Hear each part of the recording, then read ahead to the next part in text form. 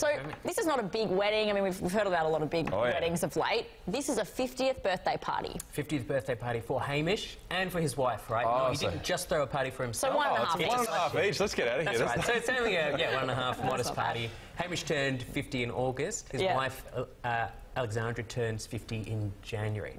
So, you know, December worked. Right, and this was obviously incredibly lavish. Can you talk us through kind of what was actually going down? Yeah, well, so the venue's fun. It was Wolgan Luxury Resort, which is in the shadow of the Blue Mountains. A very now famous spa retreat there. Now, they booked out the whole thing, all 40 cabins, over the weekend. So guests arrived on Friday and then stayed through Saturday, Sunday.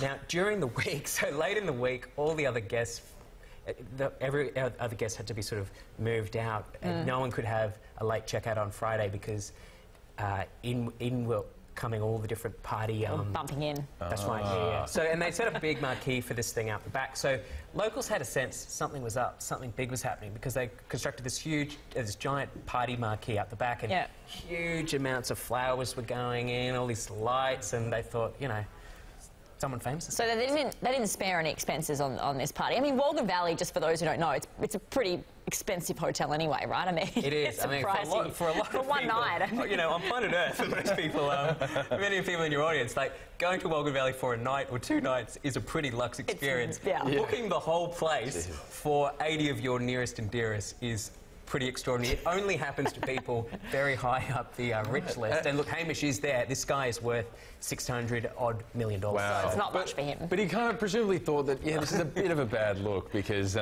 know, he wanted to keep it quiet, but he did a not good enough job, apparently. Yeah, I mean, this is a pretty funny thing. Like, if you want to have a discreet party, I mean, it's like a few hours' drive from Sydney. It was such an enormous party, they shut down the whole thing, that all the contractors who were in and all the local community were gossiping about, who is this? Who is having this party? And it's a bit of a celebrity haunt, this place. So there was a lot, you know, is it a Hollywood star? Is it, you know, Kylie Minogue? What is it? And then, you know, the word went round, no, it's a rich guy. And then, well, which rich guy? You know, someone who's worth hundreds of millions of dollars, and then we found out it was the Douglas family. But didn't they have to sign confidentiality agreements even? I mean, there were non-disclosures, weren't there? Yeah, all those, so the party DJ, he was flown in from New York, DJ Brian B. He's done Elton John's party before and P. Diddy's party as well.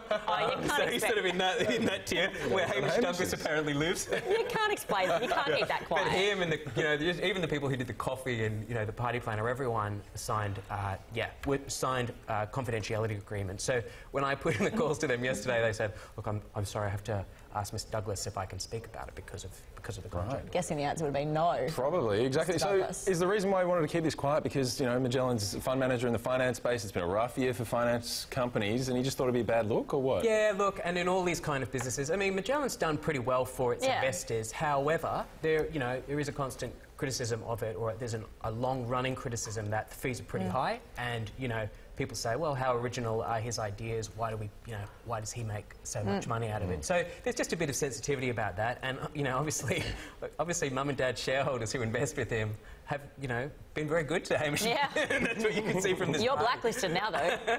Well, yeah, we'll see. There were threats yesterday about a 1-year fatwa with the paper or interview ban. Look, he's maintained that on day 1. But, we'll see. Nothing can stop Will Glasgow here. Absolutely. All right. Thank you very much, Will, from Margin Call, The Australian. Much appreciated. Okay.